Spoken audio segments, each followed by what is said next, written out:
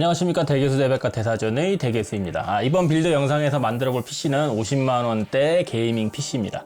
게이밍 PC로서는 최저가 조합을 목표로 해서 견적을 짜보았는데요. 물론 시중에는 더 저렴한 부품들이 많이 있지만 적어도 게이밍 PC라면 최소 이 정도 성능은 되어야 한다는 기준으로 해서 부품들을 선정을 하였습니다. 사무용이나 인터넷용이라면 좀 더 저렴하게 PC를 만들 수 있겠지만 웬만한 게임을 즐기기 위해서는 이번 영상에서 보여드리는 PC가 거의 마지노선이라고 보시면 될 것 같습니다. 여전히 일부 부품 가격이 많이 높은 상황이기 때문에 아주 빡빡한 예산인데도 불구하고 램 가격이 예산의 5분의 1 정도를 차지하는 등 초저가 게이밍 PC를 만들기에 쉬운 상황은 아니었습니다. 덕분에 일부 부품들은 브랜드 인지도보다는 저렴한 가격을 기준으로 선택하였다는 점을 감안하고 보시길 바랍니다. 그럼 부품 소개 먼저 가겠습니다. 자, CPU는 G4560 벌크 제품을 선택을 하였는데요. 인텔의 스카이레이크 펜티엄 제품으로 2코어 2스레드의 3.5GHz의 작동 속도를 가지고 있는 CPU로 이전 펜티엄 제품들이 2코어 2스레드였던 것에 비해서 스카이레이크 펜티엄 상위 기종들은 2코어 4스레드를 가지고 있기 때문에 꽤 가성비가 좋은 게이밍용 CPU로 인기를 끌었었죠. G4560이 중간에 10만원 이상으로 올라가서 매력이 없던 시기가 있었지만 지금은 가격이 다시 7만원대로 내려와서 초저가 게이밍 PC에 딱 어울리는 제품이라고 봅니다. 자, 메인보드도 벌크 제품을 구입을 했거든요. 저가형 메인보드에서 인기 있는 에즈락의 H110M HDS 제품을 선택을 하였습니다. 6세대 칩셋인 H110도 바이오스 업데이트를 통해서 7세대 CPU를 지원하기 때문에 좀 더 저렴한 H110 칩셋을 선택을 하였고요. 6만원대의 가격으로 초저가 게이밍 PC에 어울리는 제품입니다. 자, 메모리는 삼성 8기가 DDR4 모드를 선택을 했습니다. 최근 게임들 중에서 16기가를 권장하는 경우도 나오고 있지만 아직까지 대부분의 게임들을 돌리는데 8기가면 무리가 없기 때문에 전체적인 예산을 고려해가지고 8기가를 선택을 했고요. 보통은 두 개의 모듈을 사용하여 듀얼 채널 구성을 하는 편이지만 메모리 채널 구성에 따른 성능 차이는 거의 사실 없기 때문에 듀얼 채널 구성의 이점보다는 나중에 한 개를 더 추가를 해가지고 업그레이드 하기 쉽도록 일부러 한 개의 모듈만 사용을 했습니다.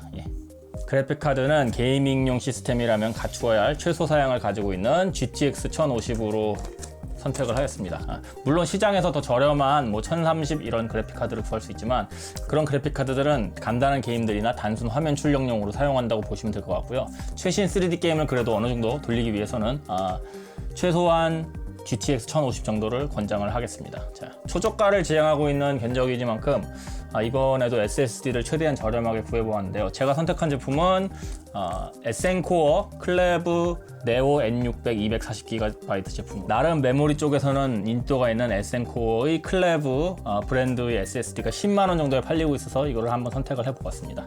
케이스는 역시 믿고 쓰는 3R 시스템사의 초저가 케이스 R2를 선택을 해보았습니다. 아무래도 초저가 케이스이다 보니까 옆판 아크릴이나 상단 배기 같은 옵션은 없지만 동가격대의 케이스 중에서 그래도 전면 흡기가 장착된 케이스가 유일해가지고 얘를 골라봤습니다. 아무리 초저가 케이스라 하더라도 기본적인 환기는 잘 돼야 된다고 생각을 합니다.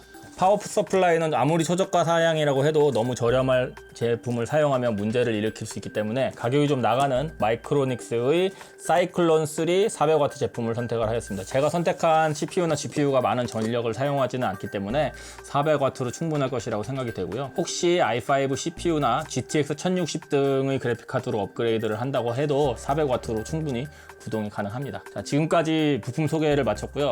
확실히 저렴한 견적이다 보니까 벌크 제품도 많이 사용을 하고 약간 제가 기존에 사용하던 제품보다 조금 더 가격이 낮은 브랜드의 제품들을 많이 골랐는데요. 이제부터 한번 조립을 진행을 해보겠습니다. 제가 올렸던 설문 중에 이 견적에 대한 관심이 상당히 많았기 때문에 기존에 다루었던 내용들도 한번 이번에는 천천히 다 짚고 넘어가 볼 테니까 한번 따라서 조립을 해보시기 바랍니다. 그럼 시작해 볼까요? 자, 가장 먼저 CPU를 메인보드에 장착을 해보겠는데요. 먼저 CPU를 먼저 준비를 하시고요. 그 다음에 이 CPU 소켓의 레버를 옆으로 당기셔가지고 올리시면 CPU 소켓이 이렇게 개방이 되죠. 자, CPU 소켓을 보시면 이렇게 양쪽에 돌기가 이쪽에 하나 있거든요. 이 두 개의 돌기랑 CPU에 보셔도 양쪽에 이렇게 똑같이 홈이 하나, 둘 양쪽에 있죠. 이 두 개를 일치시키셔가지고 살짝 내려놓으시면 됩니다. 살짝 내려놓고요. 자, 잘 들어가는지 이렇게 살짝 만져보세요. 그렇게 잘 들어갔으면 얘를 내려주시고요. 이 볼트 아래로 요 브라켓이 들어가도록 하신 다음에 이렇게 레버를 다시 젖히셔가지고 원래 위치로 딱 끼우시면 됩니다. CPU 장착이 완료가 되었고요. 이번에는 쿨러를 장착을 해볼 텐데, 자, 드디어 제가 인텔 정품 쿨러를 한번 장착을 해볼게요. 지금까지 맨날 사제 쿨러만 장착해가지고 인텔 쿨러는 보여드린 적이 없는데요. 자, 여기 보시면은 인텔 정품 쿨러 장착하실 때 조심하셔야 되는 게, 여기 보시면 화살표 방향이 있죠. 여기 화살표가 그려져 있어요. 이 화살표 방향으로 돌리는 거는 쿨러를 뺄 때 돌려서 빼라는 얘기예요. 그러니까 장착하실 때는 이렇게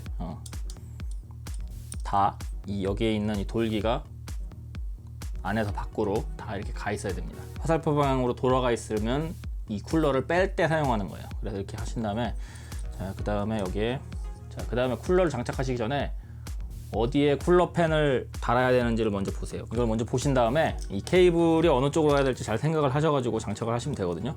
인텔 정품 쿨러 같은 경우에는 얘가 간격이 다 똑같기 때문에 어느 방향으로 돌려도 장착을 하실 수가 있어요. 그래서 이 케이블이 쉽게 갈 수 있는 방향으로 해가지고 장착을 하시면 돼요. 이렇게 먼저 케이블을 꽂은 다음에 이리저리 돌려보셔도 되겠죠. 저 같은 경우는 이 방향이 괜찮다고 생각을 해서, 자, 이렇게 살짝 올려놓고요. 그 다음에 이 방향이 아까 맞춘 방향이랑 틀어지지 않았는지 잘 보신 다음에 그냥 얘를 눌러주시면 됩니다. 딱 소리가 날 때까지 눌러주시면 돼요. 딱딱 소리가 나면은 다 된 거고요. 이거 만약에 나중에 분리하셔야 되면은 아까 화살표 방향대로 얘를 일자 드라이버 같은 걸 사용해서 돌리셔가지고 빼시면 돼요. 저는 지금은 뺄 필요는 없으니까 그거는 보여드리지 않겠고요. 자, 그 다음에 램을 장착을 하겠습니다. 자, 램 슬롯에 보시면 이렇게 짧은 쪽과 긴 쪽이 있고 가운데 이렇게 돌기가 있어요. 그거랑 램의 모듈에 있는 짧은 쪽, 긴 쪽을 딱 맞추신 다음에 꽂으시면 되고요. 꽂으시기 전에 이 장착용 클립을 젖혀주시고요. 자, 젖혀주시고, 보통 요새 메인보드에는 한쪽만 열리니까 이렇게 한쪽을 열으신 다음에 얘를 홈에 잘 놓고요. 양쪽을 동일한 힘으로 눌러주시면 됩니다. 자, 장착이 되면 이렇게 저절로 클립이 원래 위치로 돌아가게 되어 있어요. 자, CPU랑 CPU 쿨러랑 램을 다 장착을 했으니까 얘를 이제 케이스에 장착을 해보도록 하겠습니다. 자, 제 채널을 열심히 보신 분들은 다음에 뭐 해야 되는지 아시겠죠? 메인보드 장착하기 전에 해야 될 일은 바로 IO 실드를 장착을 하는 겁니다. IO 실드 방향이 어떻게 돼야 될지 메인보드를 잘 보시고 이 방향을 맞추셔가지고 장착을 하시면 되고요. IO 실드가 처음에 하시는 분들은 좀 겁날 수도 있어요. 이거 상당히 힘을 많이 줘야 되거든요.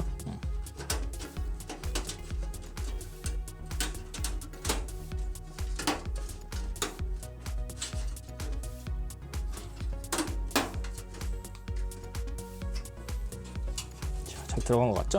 자, 그 다음에 이제 설치하실 때 스탠드 오프들이 메인보드가 필요한 위치에 다 있는지, 혹시 필요하지 않은 위치에 있지는 않은지 그거를 잘 보셔야 됩니다. 자, 이번에 설치할 메인보드는 마이크로 ATX 메인보드이기 때문에 요 4개만 있으면 돼요.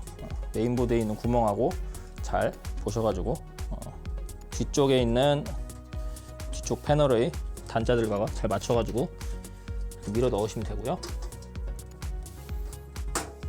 이렇게 넣으신 다음에 보통 이렇게 케이스 안에 필요한 나사들이 다 동봉이 되어 있기 때문에 케이스 안에 동봉되어 있는 나사를 사용을 하시면 됩니다. 그 질문도 꽤 많이들 하시더라고요. 필요한 나사를 사야 되느냐 이런 질문 하시는 분들이 계셨는데, 필요한 나사는 거의 다 들어있어요.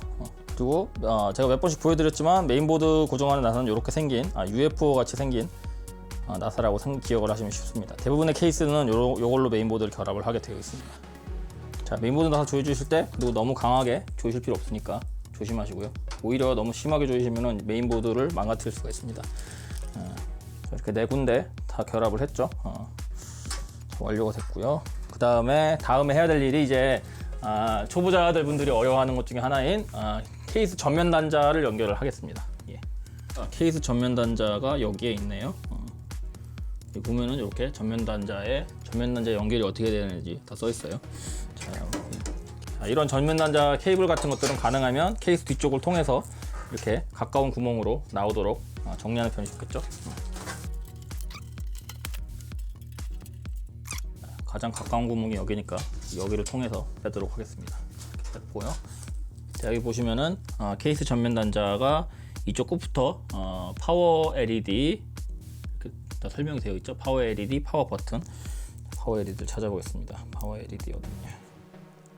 파워 LED 플러스가 왼쪽으로 가게 하면 되죠. 이렇게 끼우면 되겠네. 파워 LED 플러스 그리고 파워 LED 마이너스 이렇게 끼워주시고요. 그 다음에 옆에가 파워 버튼이네요. 파워 버튼. 자, 이렇게 파워 SW라고 써 있는 경우도 많이 있습니다. 파워 스위치를 옆에다 연결을 해주고요. 그 다음에 밑에 칸이 HD LED가 왼쪽에 플러스가 오게. 자, 여기 선에 보시면 또 HD LED도 플러스 마이너스가 구성이 되어 있죠. 똑같이 꽂으라는 대로만 꽂아주시면 돼요. 이렇게 꽂으면 되겠네. 그렇죠. 왼쪽으로 플러스가 오게. 그 다음에 마지막으로 리셋 스위치가 그 옆에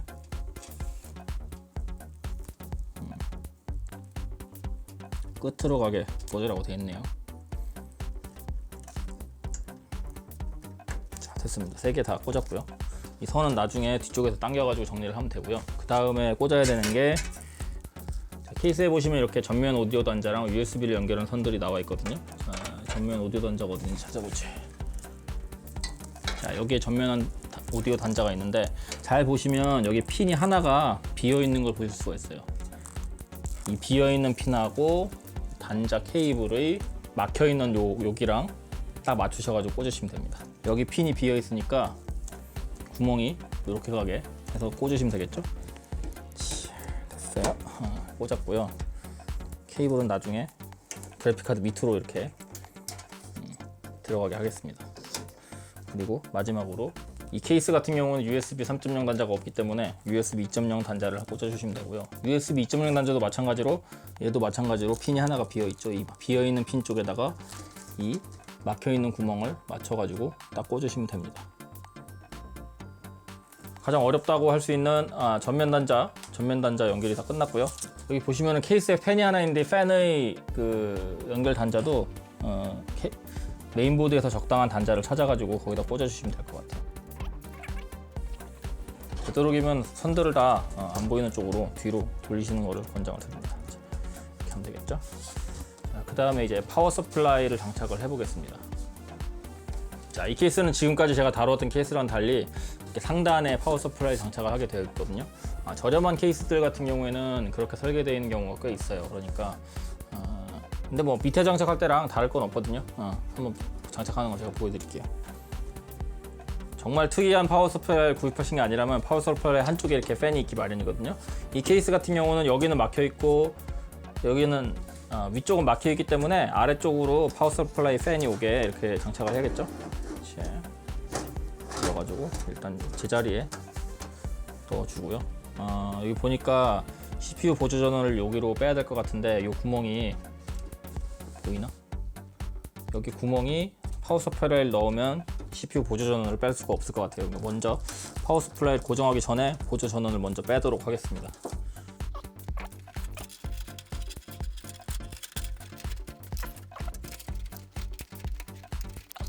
뺐고요. 뺐으니까 파워 서플라이를 이제 고정을 시켜도 되겠죠. 자, 파워 서플라이 고정 나사도 제가 많이 보여드렸죠. 끝 위에가 이렇게 육각형으로 생겼고 또 반대쪽을 보시면 이렇게 까끌까끌하게 잘 안 빠지도록 이렇게 설계가 되어 있습니다. 이렇게 생긴 나사가 파워 서플라이 고정 나사입니다. 파워 서플라이를 4개의 나사를 사용을 해가지고 고정을 시켜주시면 돼요.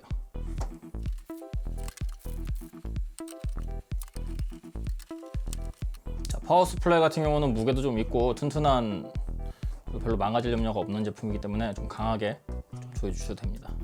메인보드나 CPU를 할 때처럼 이렇게 뭐라고 해야 되지? 섬세하게 하지 않으셔도 그다지 지장 없어요. 자, 파워 서플라이 설치가 완료가 됐고요. 자, 이제 파워 서플라이에서 각종 부품으로 가는 전원 케이블들을 연결을 해줘야겠죠. 자, 파워 서플라이 넣기 전에 이렇게 빼놓았던 CPU 보조 전원을 연결을 해주도록 하겠습니다. 보통 CPU 주변에는 이렇게 4개나 8개로 되어 있는 단자가 CPU 보조 전원 단자거든요. 그리고 잘 보시면 이렇게 한쪽에 클립이 있는 것을 보실 수가 있습니다. 그 클립이 있는 쪽에다가 요 케이블에 클립이 가도록 해가지고 다 꽂아주시면 돼요. 지금 같은 경우는 8핀 단자이기 때문에 요 케이블을 2개를 이렇게 합체를 하셔가지고 그대로 꽂아주시면 되겠습니다. 합체를 하셔가지고 그대로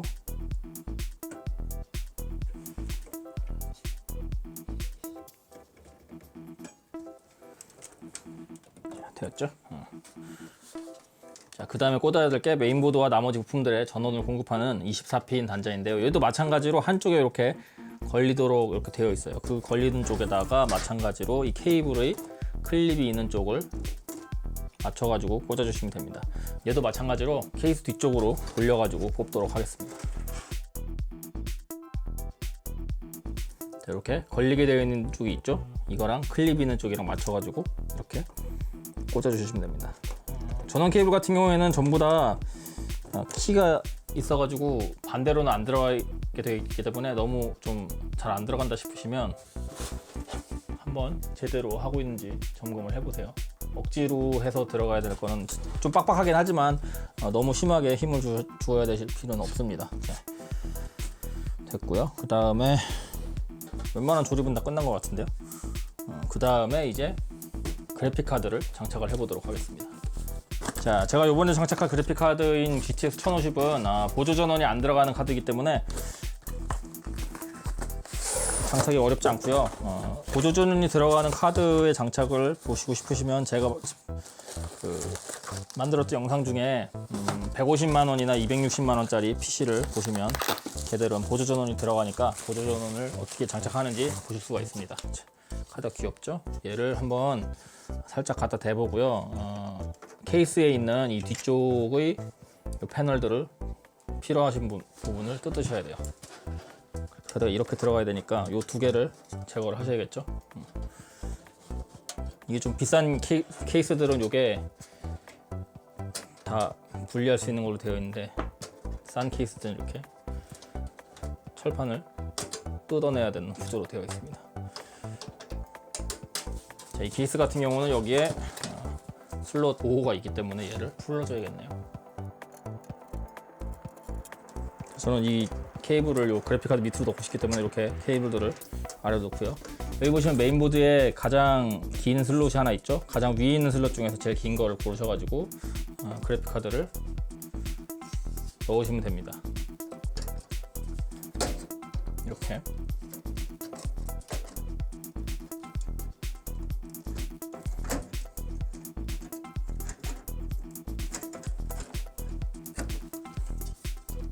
잘 들어갔죠? 메인보드에 따라서 모양이 조금씩 다른데 이렇게 그래픽카드 슬롯을 잠궈주는 보통 이렇게 클립들이 있어요. 이 클립을 붙여주시면 그래픽카드가 실수로 빠지는 것을 막을 수가 있습니다. 그 다음에 얘를 케이스에 고정을 시켜주시면 되겠죠. 이게 또 케이스마다 사용하는 나사가 다른데 이 케이스 같은 경우는 요 위에 사용한 나사랑 같은 나사를 사용을 할 테니까 파워 서플라이 고정 나사랑 같은 나사를 쓴다는 걸 알 수가 있겠죠.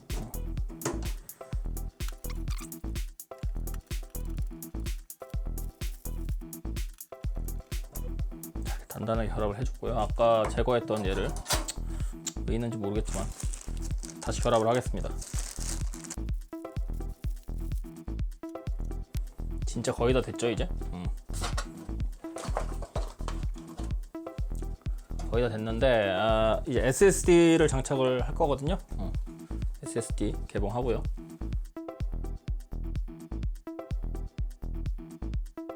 네오 N600 SSD입니다. 디자인은 굉장히 괜찮은데요. 보시면 케이스마다 SSD 장착하는 방법이 좀 다른데 이 케이스 같은 경우는 여기에 이렇게 장착할 수가 이게 되어 있어요. 여기다 한번 장착을 해보겠습니다. 자, 뒷면에서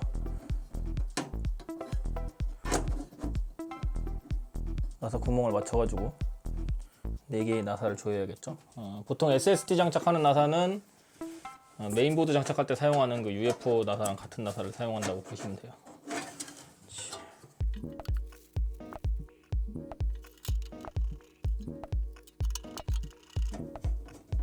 자, SSD 같은 경우는 무거운 제품도 아니고 충격에 그렇게 약하지도 않기 때문에 이렇게 2개만, 대각선으로 2개만 꽂아주셔도 돼요. 나중에 혹시 빼거나 할 때도 이렇게 하는 게 편하거든요.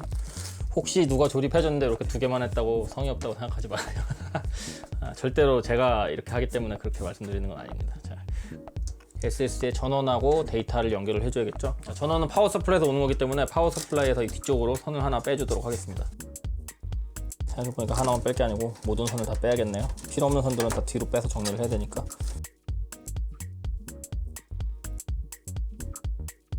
선들을 뒤로 다 빼줬죠. 여기서 이제 SSD에 사용되는 이렇게 생긴 케이블을 찾아주시고요. 그리고 SSD 전원 단자도 보시면 이렇게 기역자로 되어 있죠. 케이블도 마찬가지로 이렇게 기역자로 되어 있습니다. 그리고 홈이 맞도록 이렇게 방향에 맞춰가지고 이렇게 꽂으시면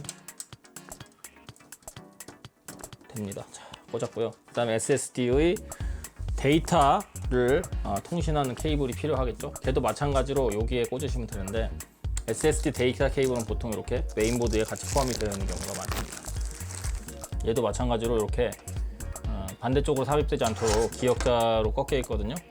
방향을 맞춰가지고 꽂아주시면 되겠습니다.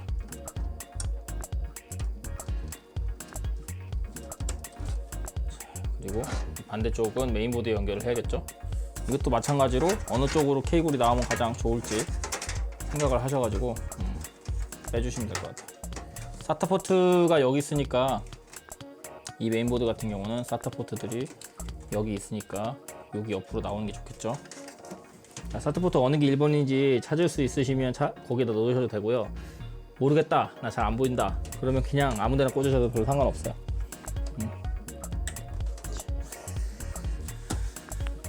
SSD도 다 연결을 했고 모든 게 다 완성이 되었죠. 자, 선정리는 항상 그렇듯이 제대로 작동하는 걸 확인을 하면 그때 가서 하겠습니다. 선정리를 먼저 했다가 작동되지 않는 거를 발견하고 풀게 되면 상당히 귀찮기 때문에 작동을 하는지 확인을 하고 선정리를 하도록 하겠습니다.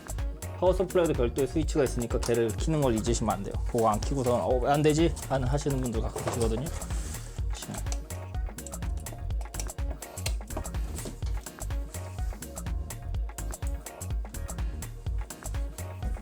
자, 이렇게 팬이 돌아가면 일단은 어느 정도 완전 망한 건 아니라는 얘기고요.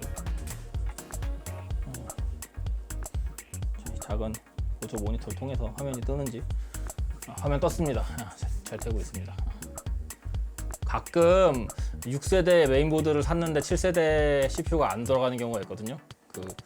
아예 안 뜨는 경우가 있어요. 그런 경우는 바이오스 업데이트가 안 돼서 그런 거기 때문에 바이오스를 업데이트를 확인을 하셔야 되고요. 제 경우에는 업데이트가 된 걸 확인을 하고 구입을 했거든요. 자, 제대로 켜지는 걸 확인을 했으니까 선정리를 한번 해보도록 하겠습니다. 사실 이 케이스가 뒷면이 그다지 넉넉하진 않아서 선정리가 쉽진 않을 것 같긴 한데 어쩔 수 없죠.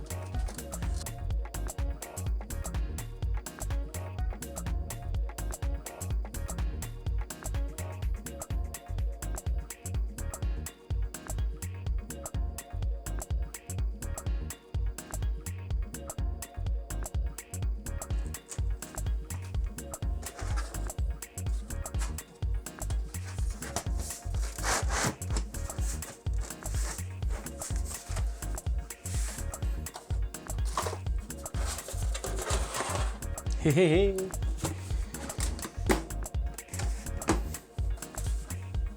오케이.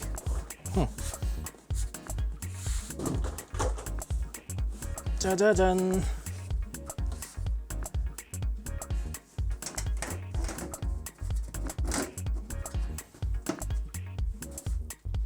잠깐만, 생각해보니까 여기 열리지도 않는데 열심히 선정리할 필요가, 그래 잘 해야죠, 그치? 어쨌거나 완성했습니다. 자, 완성했고요. 자, 완성했고요. 과연 50만 원대 초저가 게이밍 PC가 어느 정도의 게이밍 성능을 보여줄까요? 한번 게이밍 테스트를 몇 가지 진행을 해보겠는데요. 게이밍 테스트를 진행하고 결과를 한번 가지고 돌아와 보도록 하겠습니다.